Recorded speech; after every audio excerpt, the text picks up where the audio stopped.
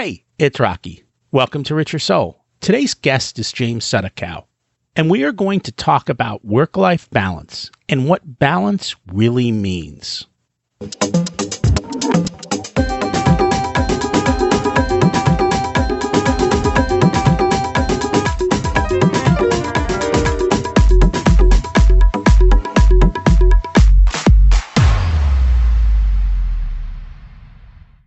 Imagine it's 12 months from now, and you've achieved your major life goals. How does it feel to be in the best shape of your life? To wake up energized, excited about the day? To have great relationships and friends who support you and propel you forward? How does it feel to have an excess of money, to be able to make the choices you want? To be fearless and open to trying new adventures? Imagine being connected to the universe and it providing everything you desire. It's possible over time, and your past does not dictate your future. The only thing holding you back from this vision is you. It's time to take control of our thoughts and use them to our advantage. Welcome to Richer Soul, where we achieve our dreams and bring balance to health, wealth, relationships, time, and spirituality. If you have not had a chance to listen to episodes 1 through 9, I encourage you to go back and listen to the framework behind Richer Soul and how to create the life of your dreams. You can also find all the show notes for this episode at richersoul.com. While you're there, you can sign up for a monthly email where I share the best articles I read this month, let you know about upcoming episodes, and share a little wisdom. You can also listen to coaching calls under the Coaching Calls tab. I also share the most interesting articles I read every week on Facebook at facebook.com/Richer Soul. And there's also a Facebook group where you can ask questions and interact with other listeners. Time is one of our most important assets we have to control. You can't get it back. And too often when our kids turn 18, we wonder, how did it all fly by so fast? Today's guest will share how to find time to be with your kids while still working and running a business and living a busy life. I also want to encourage dads to step up to be fathers and lead their children. You have to be intentional to create the time to lead your kids. I've been lucky that I've been able to spend a tremendous amount of time with my kids as they have grown up. I've been able to coach various sports all the way up through varsity level, and I also currently coach the robotics team. It's given me the opportunity to spend a lot of time with them and also to teach a lot of behind-the-scenes life skills. A lot of stories occur outside of those practices, and because I'm there, we can have conversations about how other people behave, how success occurs, and ways to improve ourselves. With kids, each segment is different. What I mean by that is 0 to 6, they're basically learning how to function as a human being. They're kind of mimicking the things that we do. From 6 to 12, we have to be exceptionally careful. This is where all our mindsets are developed. And if we set up the wrong mindsets for kids, they may get stuck in a fixed mindset versus a growth mindset. The book from Carol Dweck called Mindset does a great job of explaining this. And then you've got the teenage years from 12 to 18, which is a whole nother set of time where the kids need to learn to be independent and to go off and do things on their own without supervision. Each one has different time needs and each one has different needs from a parental view. And you have to learn to change as you go through all of these different segments. It's really a shame when you see some parents who are still treating their 15 and 16-year-old kids like they're 5 and 6 and doing everything for them. They'll struggle later in life when they have to do everything for themselves. If you haven't heard the episode with my daughter, check it out. It's episode 72, back on May 15th. If you ever need to put together a plan on how to ensure your kids grow to be great adults, you can always schedule a coaching session for us to walk through what it looks like for you and your kids. It's well worth the investment to have an intentional plan for raising them. Today's guest is James Sudakow. He's the author of Out of the Blur, a delirious dad's search for the holy grail of work-life balance. And he serves as the principal of CH Consulting Incorporated, a boutique management and organizational effectiveness consulting practice he founded in 2010. He specializes in helping companies manage organizational transformation, create talent management strategies and programs that maximize employee capabilities and improve business performance. Sudakow is a contributing columnist to Inc.com and has been featured in the Chicago Tribune, Forbes.com, The Fast Company Online, Mike, The Business Journal, Lifehacker, Bustle, SiriusXM, Psychology Today, and more. He and his wife are raising 4 kids, along with 1 dog, 1 rabbit, and 7 chickens in San Diego. Let's meet our guest. Welcome to Richer Soul, James. It's great to have you join us today. Great. Thanks for having me. So we always start at the beginning. What was it like when you were growing up, and how much did your family and school teach you about money? Yeah, it's a great question. So growing up for me, I grew up in a middle-class family. My mom didn't work for my sister in my early years, but my dad, Hughes Aircraft Company, so a massive organization, and he left there when I was kind of in elementary years, and he kind of took on an entrepreneurial venture where he became the West Coast leader of a really small manufacturing organization that was actually a sub-supplier to Hughes. And that's how he got that job. So there was a guy who had started on the East Coast and he ran the West Coast. And I think that's where I kind of got a real early sense, not just for money, but work, in terms of how my dad did that and how he managed how he was doing and how he was able to get money for me to be able to go to college without disrupting day-to-day normal stuff. And I think that's where I really learned. I'm not sure I learned a whole heck of a lot about money or personal finance at school, ironically enough. And that's not anything bad about the school system. But I think I learned most of it from talking to my dad and watching my dad, and then kind of watching and talking with my mom about how we were able to manage the day-to-day, month-to-month requirements, but also planning for the future kind of thing. It's interesting because I always say kids don't listen to what you say, they listen to what you do. Exactly. And in a sense, you were listening to what your dad was doing and watching how he was building his business and doing that. Yeah. And my dad and I had an amazing relationship. He passed away a few years ago, but I've always told people that a lot of people have heroes that are these famous people. And I always tell people that my mom and dad were my heroes. And my dad definitely was a phenomenal mentor in so many ways. And that was one of them. And that's awesome. That's great that you had that kind of relationship with your parents and that you were willing to listen and learn. And I'm sure it helped you to have tremendous success of your own. Yeah. I mean, I attribute most of it to them. Maybe I should give myself a little credit, but I give it mostly to them. Were they intentional in that, or was it just their natural way of doing it? I'll always remember something my dad taught me, and he used to say this to me and my sister all the time, and it's not directly related to money, but I think it has all sorts of impacts on pretty much everything that we do, including how you think about money. And he always said, just be observant and pay attention to what's going on around you, because there's opportunities everywhere, and most people don't even notice the opportunities that are right in front of them because they're not really looking hard for the thing that's not obvious. And I think I've always taken that with me, and I've talked to the kids about it. I always say the same thing, is like, look for the opportunities and find them because they're always there. And I think it's the same thing. If we go back to the topic of money, it's the same thing. Look for the opportunities, like think about things, look around you. There's always something there, and then find a way to take advantage of it. And that's essentially being intentional with life. And unfortunately, like you said, opportunity knocks all the time. People are too busy looking at their phones with their earbuds in, and they miss the knock. These days, for sure. Unless it's a ping, I guess. Unless it's a ping, yeah. Opportunity does ping if you see it and you know it, and you're actually paying attention instead of just pinging back. That's exactly right. So you have 4 kids. What are you doing to teach your kids about money in life? Well, it's funny. We have an interesting setup, and I know we're not the only ones that have this, but it's fairly unique, at least for our network. So we have 2 young ones. We have a 3.5-year-old and a 1.5-year-old boy, and those are our biological kids. And then we have 2 older kids who my wife and I are legal guardians for. They're her younger brother and sister, and they're in high school and college. So we have this hugely disparate set of ages here in the house. And so with the little guys, obviously, we're not doing too much other than to simply, when they ask for something, not the 1.5-year-old, but the 3.5-year-old is fairly astute.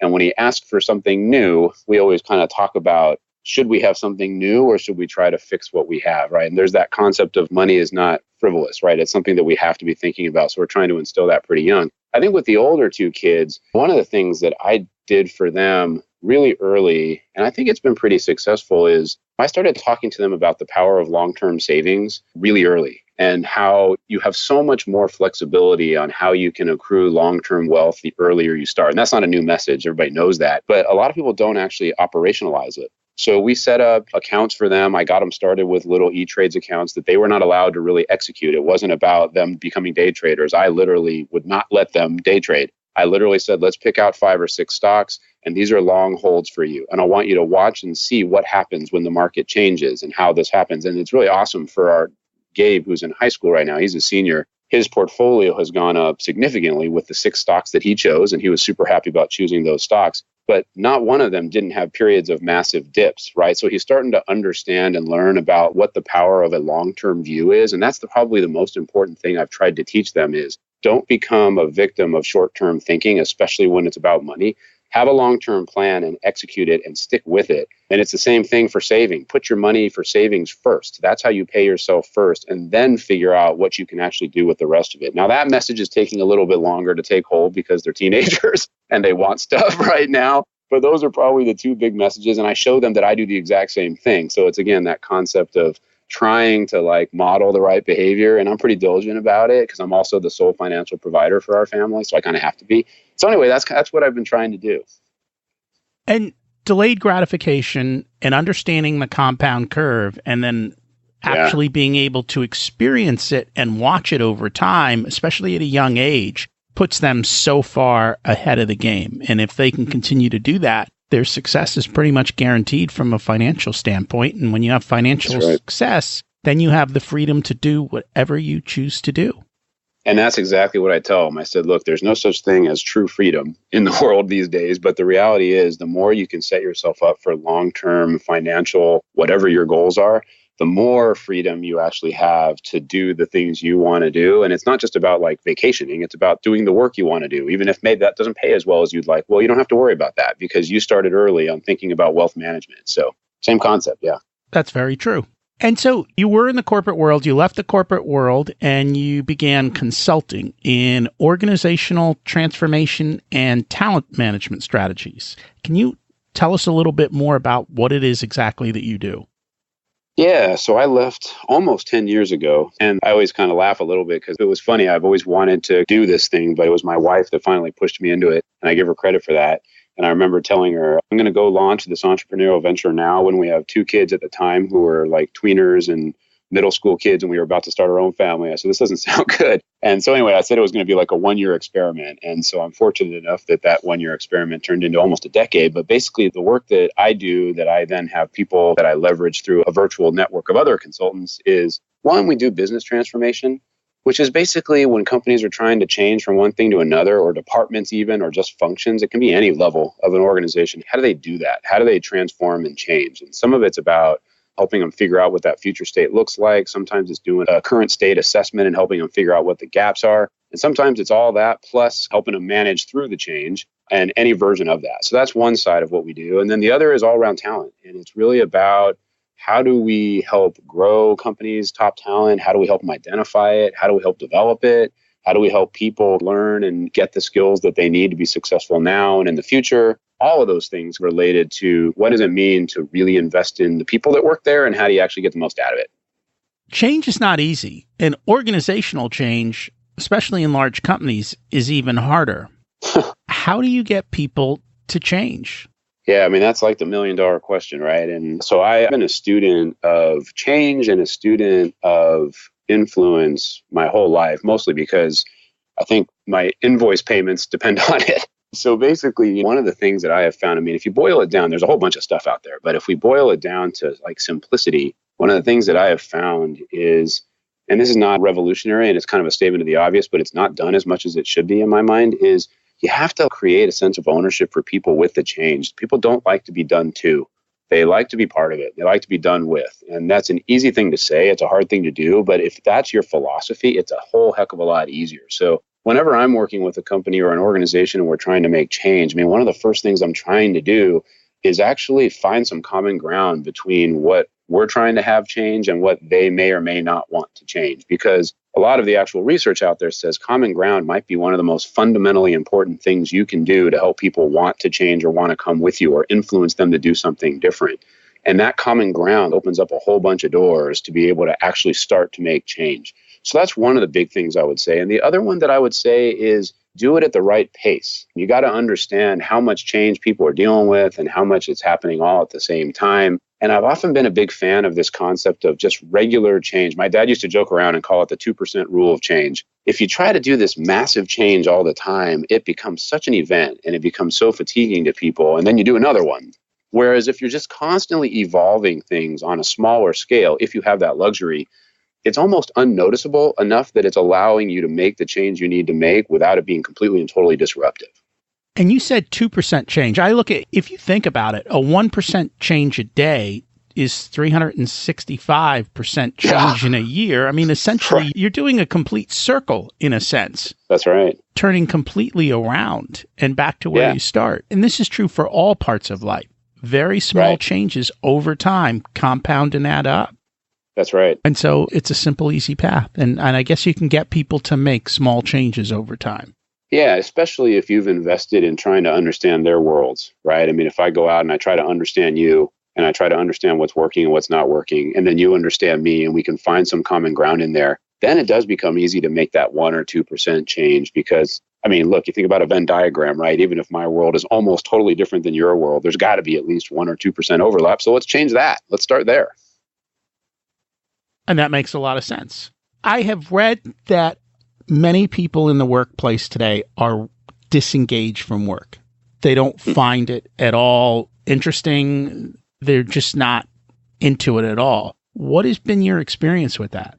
I think it varies. I think it's varied depending upon the organization, the culture of the organization, the person themselves, like what they're trying to get out of it, and a little bit to what are they trying to get out of their life outside of work. I think there's so many different permutations of that. I work with clients where I can definitely say that what you just said is exactly the way they are. And partly there we do culture transformations, or we try to figure out why are people disengaged with their work. I've also been in some places where people are super engaged and they think this is like the coolest gig they've ever had. And then there's the middle ground, which is people want to be super engaged, but something's holding them back. So they really want it to be better than it is because they love what they do and they love the company, but there's these barriers that are getting in their way, whether it's their own individual barriers or something around how the company operates. So there's that middle ground too. So for the people who aren't engaged, what you said there were certain factors that you kind of see with them. What are those? Yeah, I think there's a variety of them, right? So sometimes it's people who, and this is going to sound kind of like a strange way of putting it, but it's people who are letting their careers manage them versus managing their careers, right? And I think we've all probably fallen into that trap at some point in our lives. But what I mean by that is, and I actually did this back early when I started my career, I was at Deloitte, and the first couple of assignments I just got them, right? I didn't really have my pathway that I wanted to follow. And so I was doing some work and I wasn't, part of it I was into and part of it I wasn't, because I said, I'm not sure I really like this all that much. But I was kind of reactively letting those people further up than me manage my career, even though, we're supposed to have these career conversations all the time. And they were quite good at it there, to be honest with you. But what eventually changed for me was I said, you know what, I need to figure out what I want to be doing long term. It's no different than the money conversation we had, right? And at that point, 15 years ago, I said, yeah, you know what, I think one day I'd like to run my own thing. So what are all the experiences I need to have to get there? And so by even just thinking about that and then plotting out at least a little bit of a yellow brick road, I was able to have more of a formal say in the work that I did and the jobs that I took within Deloitte. And then when I moved outside of Deloitte to other companies. And so even if it was a job that I didn't particularly like that much, I was still engaged in it because it was part of my plan to get me to where I want to go. And I think sometimes we don't do that. And so then it feels really disengaging because you're like, gee, I'm in a job, I don't really like it that much, or the company's doing what it's doing, and I didn't even want to be doing this, right? There's a lot of people that find themselves in that boat. It sounds like you were quite intentional. You knew where you were going. You knew what you had to do to get there. And then you went out and you did it, which I think the bigger problem is a lot of people, either they don't think about the end game, right, or they don't realize what the end game really is. And they don't. Right. And so that's probably what causes them to be somewhat disengaged. Yeah. So the places that are highly engaged, what is it that's unique about them that everyone is so engaged? Well, I found a couple of things. One is at an individual level, you have people that are in the right job for them, right? I mean, you've probably talked to lots of people, and this happens all the time, where you get a really awesome person, but they're just not in the right job for them. And that can be super disengaging, right? For a variety of reasons. So one is companies that are really good at figuring out how do we get this person over here who has these really awesome skills doing this job that they really like, because that's a great way at an individual level to get them to engagement. And then I think at a company level, one of the things that the companies do that I've found that really helps people feel engaged, they give them control, right? Give them some ownership, give them the ability to drive their thing, regardless of their level. Now, obviously, depending on level and experience, you have to kind of be able to manage them a little bit at different kind of levels on the continuum. But I've found that when people feel like they're really doing the job they like and they have some control over it, that's when people feel really engaged about what they're doing. They take ownership in what they're doing more that way. And you keep using that word, and I think it's a big part of it, is when you have ownership. When you have ownership, you will put the time, the effort, and want to go ahead and do it. So that makes total sense. So what should employees do who want to increase their worth in the marketplace or to their employer? Yeah, so I would say two things. And one is, we've already talked about it. When I do coaching for people, and I do some coaching for people at various different levels, but one of the things I always tell them is exactly what we talked about is, where do you want to be? And think about your future state. What's your end game look like? And it could be multiple different end games, right? Where do you want to go? And I think that's super important, because then you plot your path. The other thing about plotting that path, and I remember something that, one of the partners told me earlier in my career when I was at Deloitte, he said, take the path of most resistance and versus the path of least resistance, right? And I was like, what are you talking about? I was a young guy. I said, I want to take the path of least resistance.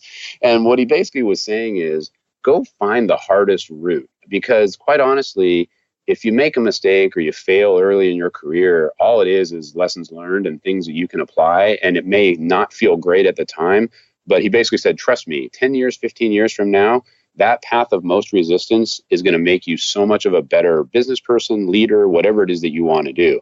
So that's one of the things that I always tell people, find the path of most resistance and go there. And because your learning ability, the things you'll pick up from it are you'll never get that by taking kind of a normal path or a path of least resistance. It makes you stronger. It sharpens you. Yeah. And your willingness to do the work and to lean into it definitely creates opportunities, and it gives you the confidence to do even bigger things. So that makes a lot of sense. When you talk to people, how many people are clear, though, on their end game? Very few. So I had a person, and she's awesome. I've been coaching her for a few years. And when she and I talk, she's like, I want to be the chief learning officer. That's always been her view of the end game. And one of the things that we always talk about is, so you tell me then, what are the things you need to do to get to that end game? And I'll challenge you and say, think about a potential different end game, because that's one, but think about something else. And one of the things that she's come back to me after having some of the experience that she had planned on her road to her end game was, I never really thought about it, but this could be an end game over here. It could be like a general management end game, or it could be that I launch my own thing and go do these things. So I think just the thought process around what your end game is opens up your thinking process around what your options are for yourself. And that gets back to your original point, which is all those things help make you much more marketable to your current employer and anybody else out there, and yourself, if you decide you want to kind of go do your own thing like I did. And that's very true. And I think in today's world, the problem is that things are constantly changing. Right. And companies are changing and evolving, and many of them are literally being wiped out by technology. And if you don't have that flexibility and you're not sure of where you're going, then you're going to kind of take life's lottery, and you may not like where you end up. Yeah, that's exactly it. I mean, there's a term that we throw around. I kind of hate it because it's a bit of a buzzword, but you'll know what it means when we say it. I've talked to many leaders in lots of companies, and they will tell me, look, if there's one thing I care about people having in this company, it's learning agility. And it's that agility word that drives me nuts. But the concept is exactly what you said. It's the ability to learn, which is the willingness and the capability to adapt and learn and be flexible. And that, to me, and I would agree with it, if I've found one thing in my own career that's made me successful, it's that, the ability and willingness to go learn and be ready to do something new and be ready to apply old things in new ways or new things in totally brand new ways. And that seems to be like a huge differentiator. People that are getting there are the ones that are willing and able to do that. So is that something you can teach people? Is it innate to them? How do you manage that? I think it's a mindset, right? And what I mean by that is it's this notion of that kind of take the hard path concept, which is, hey, this is going to be something I don't know how to do, but I'm going to go do that, right? And so I think everybody probably has it in them, to be honest with you. I think people can be willing to learn. That's a mindset for sure. The capability to learn and adjust, I mean, I'm sure we're all at different levels on that one, but everybody's got at least something. So to me, it feels like it's more of an approach and a philosophy that, hey, we're willing to take the hard road. I'm willing to go do this thing that I really don't know how to do, but I know I can figure it out because I've done it 2 times before in totally different things.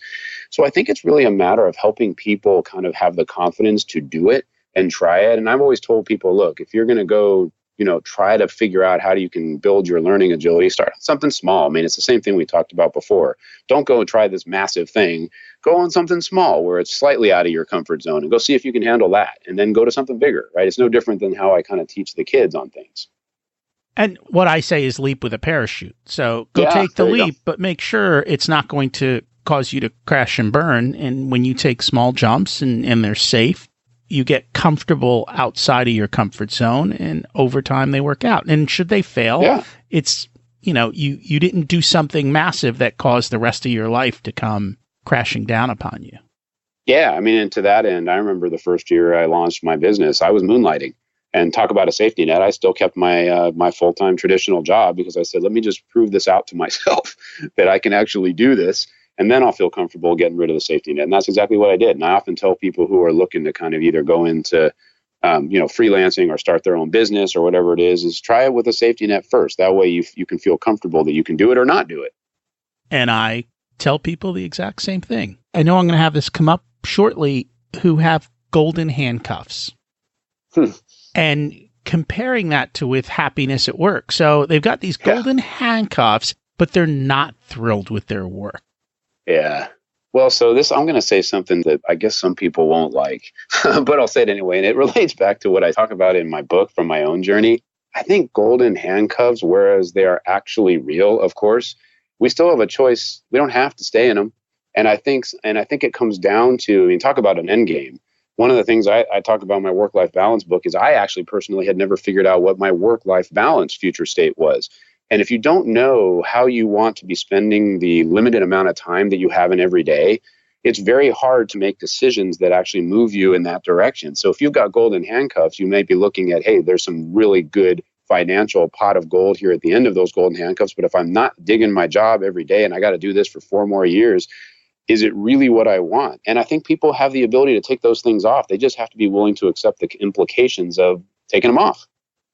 And sometimes they're big. And I guess you have to sit down and figure out how you got in them to begin with and whether or not it's worth it for you to get out of them or do something else on the side. Yeah. So since you mentioned the book, let's talk about it. The book is Out of the Blur, a delirious dad's search for the holy grail of work-life balance.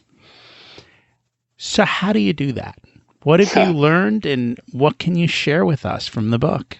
Yeah, so for me, real quick, what I did, and we've talked about it a little bit in the work that I do, I'll start by just saying I did a ton of reading about work-life balance because I didn't feel like I had it, right? And we've talked about I got 4 kids and I run my own thing and I'm married. And man, every day just felt like I was just running like crazy, trying to do 1,000 things for work and 1,000 things for home. So everything was getting done, but it just didn't feel very balanced.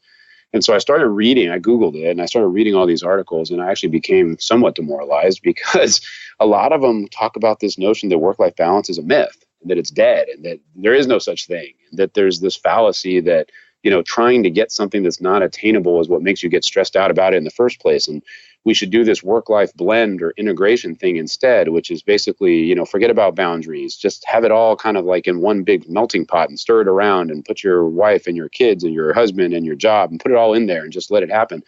And so I couldn't handle that. And so I finally just said, I can't believe that there's no such thing as work-life balance. There has to be. And so I just said, what if I actually applied the stuff that I do with my clients, my business clients, and just applied this methodology, do a current state of my day-to-day work life, figure out what I really wanted it to be. And that became really critical. And then I started realizing I had these 8 behavioral traps, as I started to call them, which is, my own behaviors that I can actually control that might have been playing a pretty big role in my own work-life imbalance. And I started trying to validate those with lots of people, at different levels, people that were single, married, moms, dads, all that kind of stuff, and found that there was a little bit of validity to these 8 traps. And a lot of people had all of them. Some people had a few of them. And that's where it basically ended up going is, very simple model. Figure out what your current state is, figure out what the trends are about how you're spending your time, figure out what you really want it to be by figuring out what are your non-negotiables at work and in life. And that inevitably means trade-offs and implications. And then look at your behaviors, right? Make sure that how you're living your day-to-day actually lines up with your future state vision. So ironically, it was very similar to the methodology that we use to do business transformation. And albeit slightly impersonal, I guess, to think about it that way, it actually worked. And so that kind of brings up some interesting questions. The first is, I think people are confused by the word balance. Yeah. And the other thing is you said you defined it, which means balance for you may not be what balance for me is. Exactly. And it could be very different for another person. And I think a lot of people think of balance as equal. That's exactly right. And I did too. Because you know why? It's always viewed as a scale. If you ever look at it, and maybe I'm an ultimate literalist, but if you look it up, there's always a scale, which makes you kind of believe I got to get half on this side and half on this side. And I think your point is exactly right. It doesn't have to be 50-50. I'll tell you right now, mine is not. Mine is like 65-35 on the life side for the reason that I've got 4 kids. And there's some really important things that I need to be part of at home. And that's the way it is. And yours may be different. And the other thing that I found is me 5 years from now will be different than me is now. So I kind of needed this approach that allows for it to kind of evolve with the individual, because we're all going to change over time. And maybe that's what frustrates people about it, is that you're constantly having to redo it a little bit. And you will. And you see that now, you have kids who are much older who have very different needs than young kids have. Exactly. And that's going to be constantly changing. I kind of look at kids as 6-year segments. 0 to 6 is one segment, 6 to 12 is another, and then 12 to 18 is another, and then then comes the college segment, and then off they go. And each of those has very different needs and very different requirements, and balance is totally different in each and every one of those. That's right. That's exactly right. Completely agree. And I think I fell victim to the equal thing until I started really figuring out, hey, it's not equal, and that's okay. And whatever your weighting is, 80-20 one way, 70-30 the other way, if you are happy with what you're getting out of both the work and the life, and you've satisfied your non-negotiables on both sides, then that's right for you. And the other thing is, I think every week doesn't have to be the same. There can be weeks where you're spending a lot of time at work, understanding that, hey, this is going to be a crazy week at work. Next week, it's going to be a crazy week at home. And so you essentially recreate balance over time. It's not that every single moment of every single day is perfectly in order. That's right. Yeah. So you said there are 8 behavioral traps. What are the 8 behavioral traps? Yeah, so I came up with 8, and here they are kind of real fast. The first is what I call the trap of the superhero syndrome, which is basically, I labeled it as the detrimental effects of thinking you can do everything, right? And work-life balance inevitably means you can't do everything. So you got to figure out what you're going to do and what you're not going to do. The second one is what I call the trap of artificial urgency, which is this thing that a lot of us do, especially if you work in the business world, where we start to ascribe urgency to things that actually really don't need it. And when we do that, we actually manufacture our own stress. So we're actually giving ourselves more stress than we need, which then finds its way into feeling like our work-life balance is not balanced. The third is what I call the trap of undefined boundaries. And this one, generates a lot of conversation these days, especially with technology being as ubiquitous as it is, right? I mean, ironically enough, when I used to talk with my dad, he lived in an era where the challenge was trying to connect. We live in an era where the challenge is, can we ever disconnect, right? And so that undefined boundaries, in many ways, we're forced to try to figure out, how do we recreate boundaries that used to be there? We actually have to manually put them in if we're willing to do it, knowing that the person next to us may be totally fine with no boundaries. And then we have to say, gosh, I set a boundary for dinner with my kids, and this person just said, text me anytime, I'll do the work. So there's that, right? That's a big trap that we have to figure out. The fourth trap is what I call the trap of no buffer zone, which is basically planning our days and our weeks and our lives for best case scenarios, and not leaving any room for the unexpected or unanticipated. And I know a lot of companies that have that as a culture. And if you ever have kids, I mean, there's an unanticipated event every day, more than one probably. The fifth is what I call the trap of constant triage, which is essentially what I call living a reactive life. And it goes back to what you and I had talked about earlier around letting our careers happen to us versus us planning our careers. I think it's no different when you think about your day-to-day, week-to-week, month-to-month, how you live your work-life balance and letting it happen to you. I know I was a huge victim of this. I was just trying to juggle so many things that I didn't have a plan. And I was reacting to stuff all the time versus like proactively thinking about how I wanted to do it. The next trap is it's kind of a funny name, but I call it the trap of chasing time. And it's really this concept of next thing thinking, right? So many of us, myself included, are so busy or were so busy that when you're doing one thing, your mind isn't even fully there because you're thinking about the next thing you have to do. And when you're doing the next thing, you're actually thinking about something else. And so it's this weird thing where we're never where our head is at. And from a work-life balance perspective, that's the ultimate bummer, right? Because if I'm with my kid, I don't want to be thinking about the emails for work. And if I'm doing work, I don't want to be thinking about the stuff I should be doing at home or the other stuff at work I should be doing. And so you never really enjoy what you're doing. And that's for both work and life. And so you're constantly like chasing time or next thing thinking. And then the last two traps that I talk about is one, late nights, getting it all done. And a lot of creative people get upset with me on that one because I know there's people that are in the late night camp versus the early morning camp. But as a parent in particular, and if you have younger kids, their schedule doesn't care what time you got to bed the night before or staying up late doing your work. You still got to be up early because they wake up early, they have school, they have all this other stuff. And so you end up in this weird trap of inefficiency. And then the last one is the trap of forgetting about yourself. It's really easy, at least I found, especially when I talk to lots of other moms and dads out there, when you're confronted with work and all of the responsibilities you have to take care of others, it's really easy to like inadvertently leave yourself out of your own work-life balance equation. So what is that thing that you do for yourself that actually makes you feel good and centered, or whatever language we want to use around taking care of yourself as an individual? So those were the 8 traps that I basically found, and a lot of us fit into some or all of them. I'm going through this list and I'm looking at my life currently, and then I'm thinking about my life in the past, and I'm like, I see them. I look at superhero, do it all, and I'm like, I've learned now you build a team around you to help you get stuff done. Yeah. And you find the people who are the best at what they do, and you turn it over to them and you let go. Yeah. And so that is definitely a big one. When I look at number 2, the artificial urgency, I see that a lot. And I even see it with just little things in life. It's like, oh, yeah. We need something, so I'm just going to go to the store.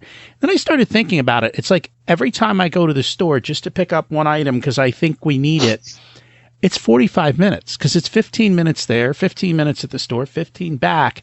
Amazon has essentially like changed that whole thing because now I just go on Amazon and I order it. And I move on. And so 45 minutes now becomes 2 minutes. And I don't worry about it anymore. Yeah.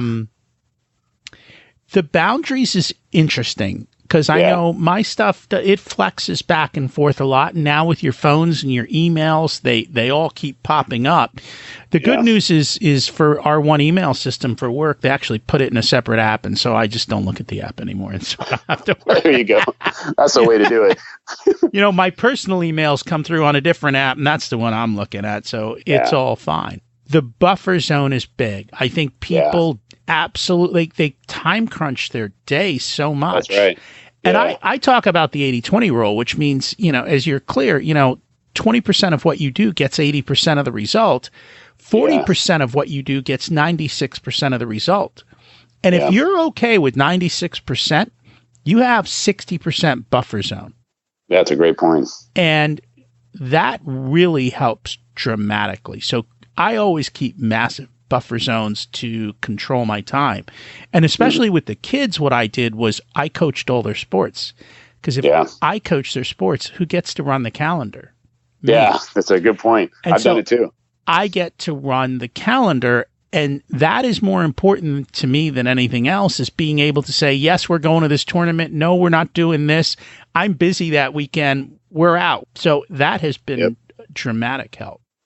Yeah. And I've noticed, and I used to do it too, is I started looking at my day-to-day calendars, and I actually did it with a group of people, and we were just all laughing by the time we were done. I mean, it was just back to back to back to back to back. And it's not just work, right? It's work back to back with life, back to back with 2 works, and literally 0 time in between. So if anything goes wrong, the whole rest of the day becomes a disaster, right? And that is very true. Now, I've made sure to keep large buffer zones. And I think that freaks people out because they're like, it does. What do you mean we can sit here and keep going? I'm like, I have time. I created buffer. I didn't I make sure that I put in a large buffer around our appointment. So if it goes long, it goes long. And if it goes really short, hey, guess what? I have a ton more time. So yeah, I did the same thing. I started putting 50% in on extra on everything just to account for it. And sometimes, like you said, we needed it. Sometimes I didn't. Sometimes I was exactly right. But the bottom line was I wasn't stressed out and starting to think about the next thing with 20 minutes left in the thing I was doing because there was no buffer, right? Yes. Then you freak out. Then you get stressed. And then you start snapping at the kids. And that's not helpful. That's exactly right. And so number 5 was constant triage, reacting to the situation constantly. And I guess because I've been in control of the calendar and because I have the buffer, then we have the ability to deal with that. So it's not that big of a deal. The chasing time's interesting. That's a big one that I'm working on now. And it's not so much that I'm thinking about the next thing. It's learning to be present in the moment. I'm very much of a systems person. So it's always like, where's the list? Let's check the things off. Let's get through all of the things instead of saying, hey, wait a minute, enjoy the moment. And so that's a big theme for me now is to just focus on what I'm doing at the moment. And that's exactly what it is, right? I found that even once I started reducing the number of things I was doing, like it was a habit, because I think about things the same way you did. Like I think about the future and how do these 2 steps impact these 6 steps later, right? I mean, you almost can't, it's hard to not think that way if that's what you've been doing for a long time. But it's exactly what you said. And I talk about that in the book. It's how do you actually enjoy the moment of what you're actually doing? Because when you really boil it down, that's kind of what work-life balance is when it's really done well, is you're actually enjoying the moment of whatever it is that you're doing, right? And so I like the way you put that because it's exactly what I talk about in there. And when I'm doing that really well, then it's awesome because, hey, I'm really enjoying this podcast right now. And then I'm going to really enjoy what I'm doing next. And I'm not going to be thinking about the other stuff because I have enough space set up for me to be able to do that. Life happens in the moment and happiness happens in the moment. And if you're not in the moment, then you can't enjoy life and you can't find happiness because you're constantly chasing something. You're chasing it. That's exactly right. And I don't know how people do late nights. I know some people are, I guess when you're young and if you're single or, even if you're married without kids, then you have that flexibility to do late nights. Yeah. But I find if I can get all my most important things for the day done first, then it's even the hard things. And that's the other thing I tell people. That's right. Do the hardest thing that you don't want to do first. That's because exactly if you it. get rid of what you don't want to do, you stop procrastinating on it. Yeah. And you also have success early in the day, which leads to more success as you go through the day. And you free up so much time because all the time was stressing over, I don't want to do this one thing that I have to do. No, and I totally agree. And what I found is I do the whole dawn patrol thing now, not every day, but when I have a lot of things that need to get done for work and for life. And it's not like I love getting up at the dawn patrol all the time, but I'll tell you 15, 20 minutes into it, I am loving it because it is quiet. I am efficient. Like my mind works really well because there's no distractions and it's first thing in the morning. I'm not worn down by anything around the day. And man, does it help this kind of positive snowball effect for the rest of the day, exactly like what you're talking about. So so that's exactly it. And I agree. Like a lot of creatives will kind of jokingly argue with me about this thing. And I say, no, I get it. I understand where you're coming from the creative perspective. But when you've got a whole pile of dependents that you're responsible for, in addition to your work, that few hours in the morning becomes like precious time. It does. And I think people have to understand themselves and how they work. And some people are night people, and that's fine. As long as you're not the night person who ends up up all night with nothing to show for it. If you get your work done and you achieve your results, then great. Go ahead and be the night person. Just make sure you're getting the results. It's not like, oh, I was tired, I didn't end up doing it. Right. And then you have a problem. You're not a night person. You're just fooling yourself. Right. And then forgetting yourself. I think I've been good with this one. I think when I was younger and when the kids were younger, this was probably less likely to happen. Mm-hmm. But nowadays, I do put time on my calendar and I go do the things and take the trips that I want to. And wherever possible, I try and I stack them. So if it's something that I enjoy doing that the kids can also do, then we'll try, or the family can do, then we kind of all go do it together. And that introduces them to a whole variety of new things that they might not have otherwise seen.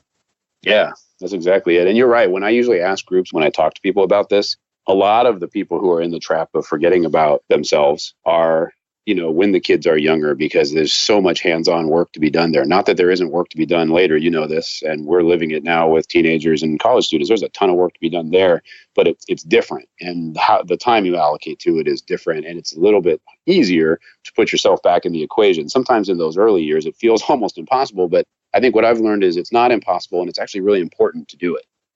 It is. And the other thing is you have to make your kids do stuff. Yeah. Because my daughter just went off to college, and we've had a lot of conversations, and it's like these kids came to college in New York City. They're living in an apartment. They don't know how to cook. They don't know how to do the wash. Yeah. I'm like, seriously? Like, you've been, my kids have done their wash since they were little.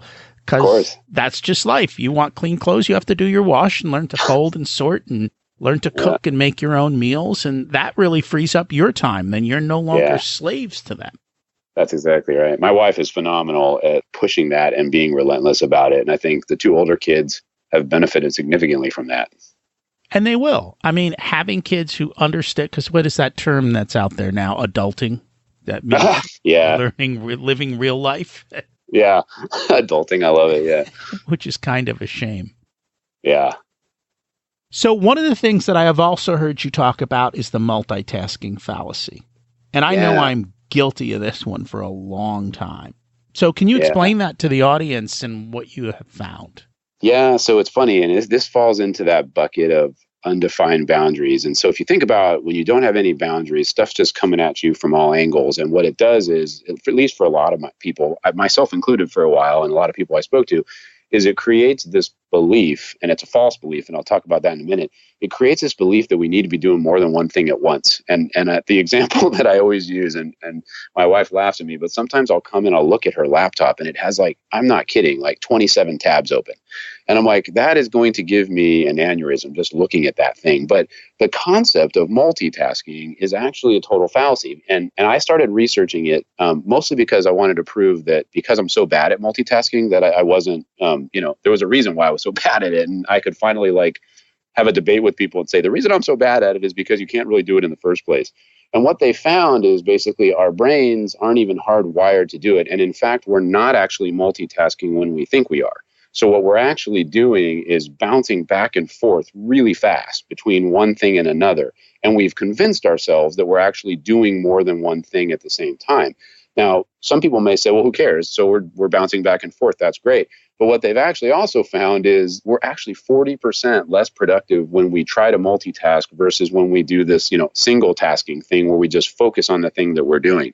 So we've almost created this false perception of productivity that actually is not only not there, it's actually the opposite. And then there's all sorts of stuff that they found around the brain and how it reformats itself and how it's actually reformats itself in a not good way around emotional response and all these other things that basically show us that multitasking is just not good. It's not possible, and the outputs of it actually make us, snap faster. Our emotional responses aren't where they should be.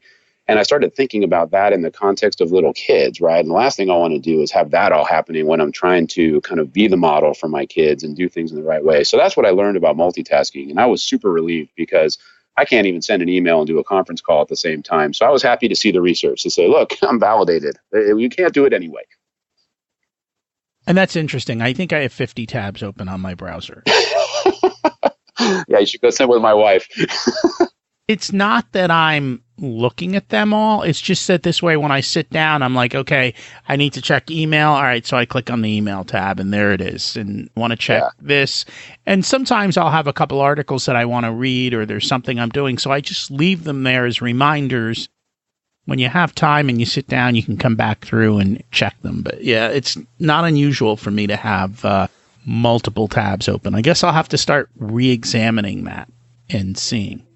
I think the interesting thing is how you do that, right? For me, my brain can't even process it. I just must have a problem with it. But it's one thing if you have them open as reminders to go say, hey, look, I want to read that article when I have the time to read that article in its entirety.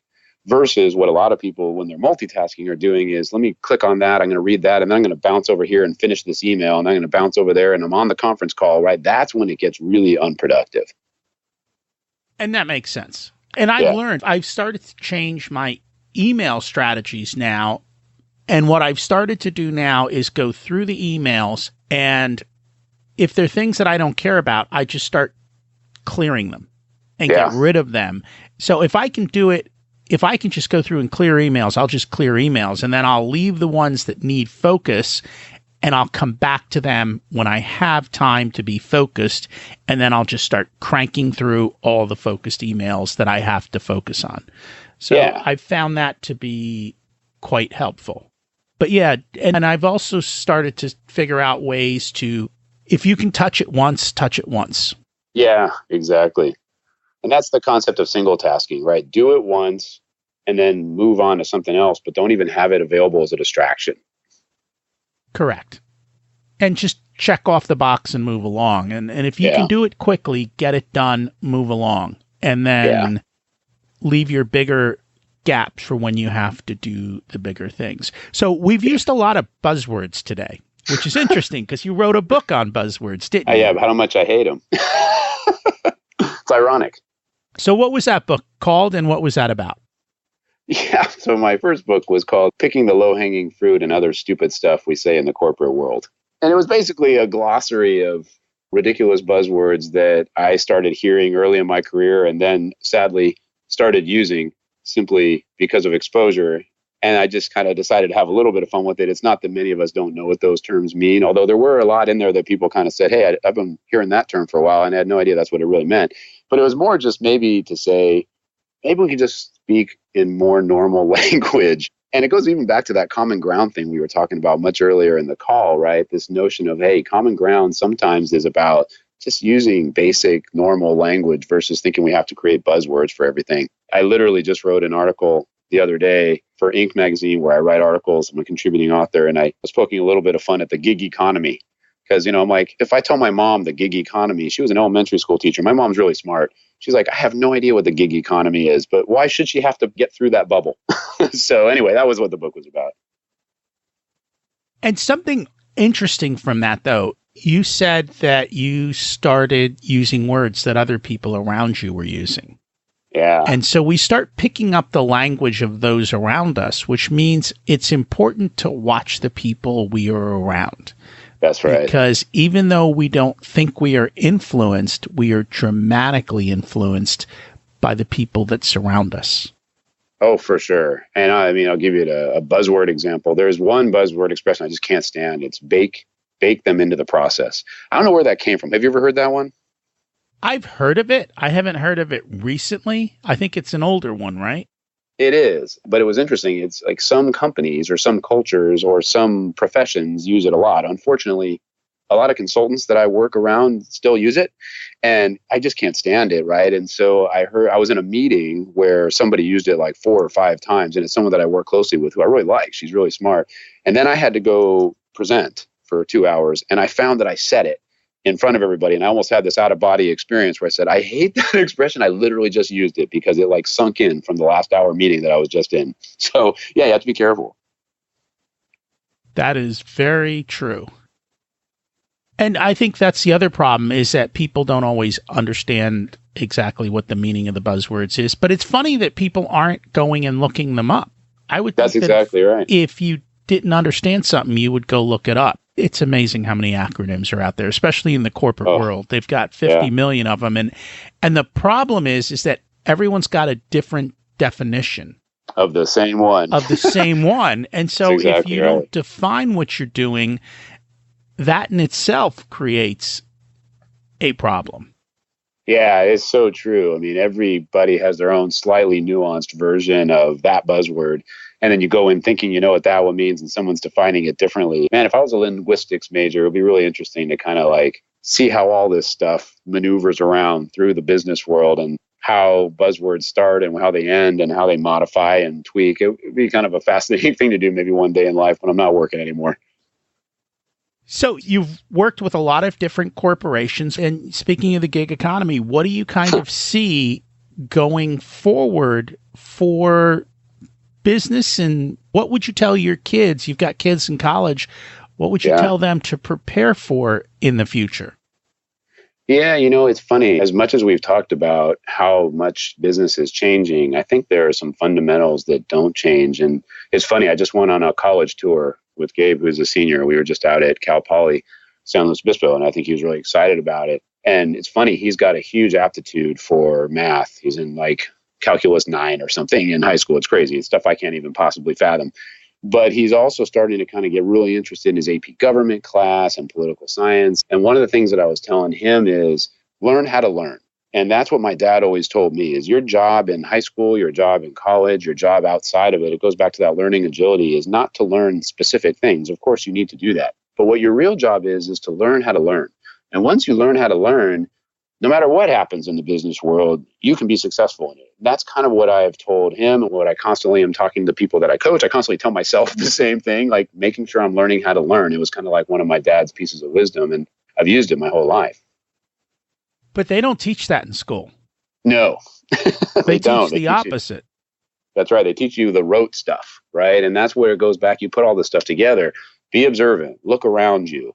Learn how to learn, go the harder path, right? Because you're going to learn how to deal with that. And then the next time you can apply those learnings to something new. And there's a way to transfer some stuff into that. And that's where I think the role of the parents are so important, which kind of is why I wrote the book on work-life balance and why at this point in my career, I've taken a 65-35 life side, because I just think it's too important to teach them those things, especially given what you and I agree on. They don't really teach you that in school. So that's our jobs.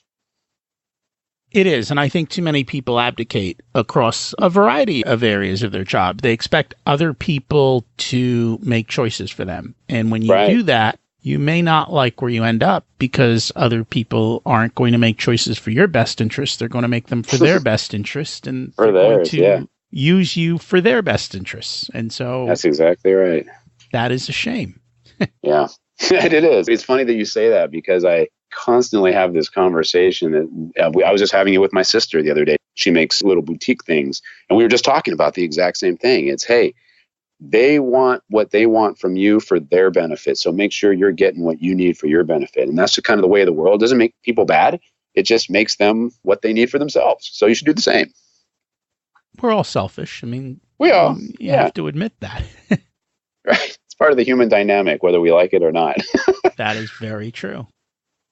So is there anything that we should have talked about that we have not covered yet today? No, I think we covered everything from business to money to work-life balance to a couple of even ridiculous business buzzwords. So no, I think we covered it all. Great. We always like to ask, what is something that the audience can do this week to bring about change in their life? We're always looking for an action step. Yeah, and what I would say is maybe tie it back to the work-life balance piece. The one thing that I think is really easy to do, that you can do really fast, is actually sit down and write down what are your non-negotiables for work and what are your non-negotiables for life. To me, that became one of the most important steps I had ever done, because that became the beginning of a path to help me figure out what I need to do to make sure those things happened. And what it also allows for you to do is get rid of the noise of anything else that may be floating around in your head. So that would be an action item I think that people could get a lot out of. What's my non-negotiables for work and what's my non-negotiables for life? And then let's put them together, and then you can figure out what you want to do. And that's a key to success, is know what you want. Because once you know what you want and you tell the world what you want, opportunities come a-knocking, and that's where we started. And when you're aware and looking for them and you're doing the hard work, it all comes together. That's right. And you also know what you don't want, which is half the battle, as my dad used to say. And you can get rid of that stuff. Yes. And that's very true. Makes it easy to say yes and no and not waste all that time going back and forth. Should I, shouldn't I? How do I make this choice? And when you know and you have clarity, it becomes very easy to say yes and no and to just move along. That's right. Yeah. If people would like to connect and find you, what's the best place for them to do that? Yeah, so my books are available on Amazon. You can also check them out on my website, which is just jamessudakow.com. And I'm on all social media, Twitter, Facebook, LinkedIn. So you can get a hold of me there too. And I will put all of those links in the show notes, including the website. And that way people can easily find you. Awesome. Thank you so much for joining us today on the show. Yeah, thanks for having me. It was fun. I enjoyed talking with James. Remember, balance does not mean that everything is equal. First, you have to decide what your unique priorities are, and then you can see if you're spending your time in balance what you said you wanted to do. This week's action step from James: write down what are your non-negotiables for work and life. That helps you to create those intentions of what you want. You have to know your end game. And remember, as he said, opportunity is everywhere.